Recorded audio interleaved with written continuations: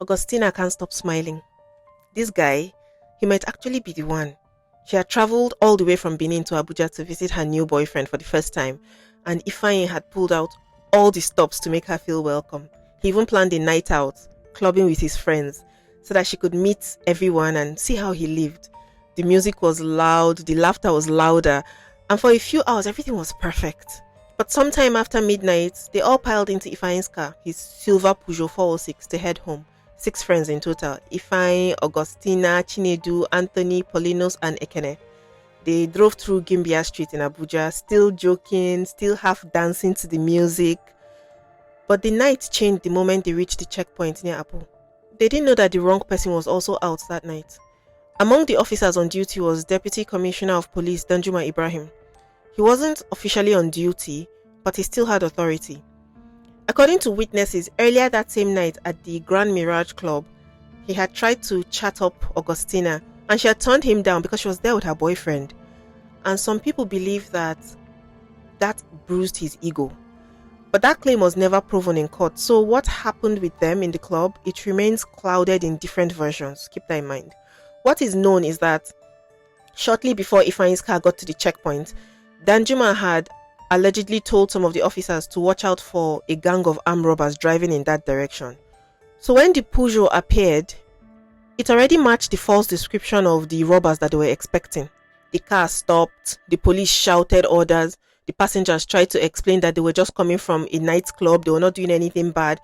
In seconds, gunfire broke out, the sound tore through the night, sharp, close, endless. When it stopped, four of the friends were dead. Ifeanyi, Chinedu, Anthony, and Polinos. Two were still alive, barely, but they were alive. But the help that they needed, it never came.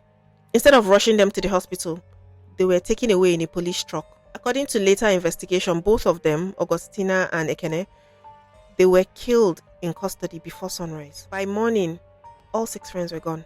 The next day, the police released a statement saying that they had killed a gang of armed robbers after a shootout. They even showed journalists the weapons that they claimed were recovered from the car. But the people who knew the victims, they didn't believe it. The six, 5 out of the 6 were traders, and then Augustina was a student, not criminals. They were known in the Apo mechanic village where they worked and lived. When locals heard the police version, they rioted. Some officers even tried to bury the bodies secretly near a station, but people caught them. That news spread fast and Abuja erupted in anger. Under pressure, President Olusegun Obasanjo, he ordered an investigation, a judicial commission of inquiry led by Justice Goodluck. When the panel sat, the truth started coming out. Even police officers testified against their colleagues.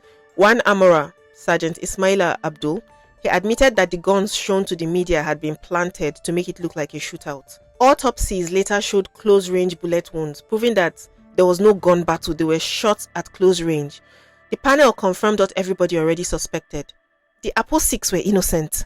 But just when it seemed like the truth was winning, something strange happened. One of the key police witnesses, his name was Inspector Anthony Ida, he fell ill and he died before he could testify in court. Reports say that he was poisoned while receiving treatment at the National Hospital in Abuja. He was the one that was expected to confirm that Danjuma personally fired shots or gave the order. But his death, it left a silence that changed everything.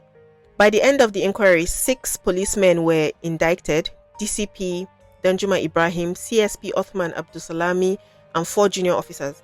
But before the case could fully start, Abdusalami escaped custody and ran, and to this day he has never been found. The trial started in 2005 and it dragged for more than 10 years.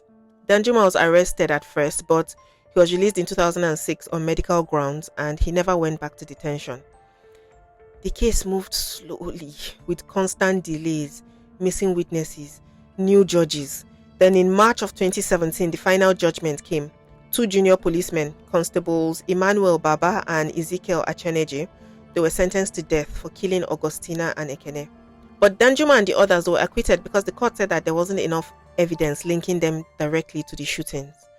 For many Nigerians, it felt like justice had been delayed for 12 years only to arrive half done. After the verdict, outrage followed. Not only did Danjuma walk free, he was reinstated by the Police Service Commission. He was paid all the salary arrears from the years that he had been under investigation. And then he was promoted to Assistant Inspector General of Police. The families of the 6 victims were heartbroken, just confused. Back in 2005, the government had given them 3 million naira each as condolence money. Not real compensation, just condolence. After the 2017 judgment, their lawyer, Amo Benzelu, he demanded 200 million naira per family for the loss of their children and years of pain. In 2021, the National Human Rights Commission finally paid 6 million naira in total to cover the burial costs that had been promised years earlier. But the families still say they feel like they never got justice. 18 years later, the case still hurts.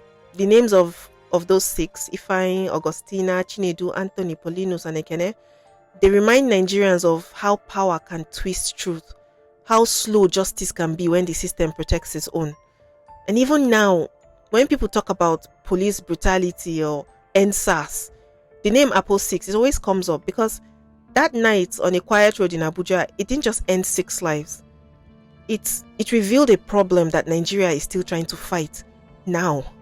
Thank you so much for watching this video. If you like stories like this, please follow me. I tell these stories all the time on all my social media. Thank you.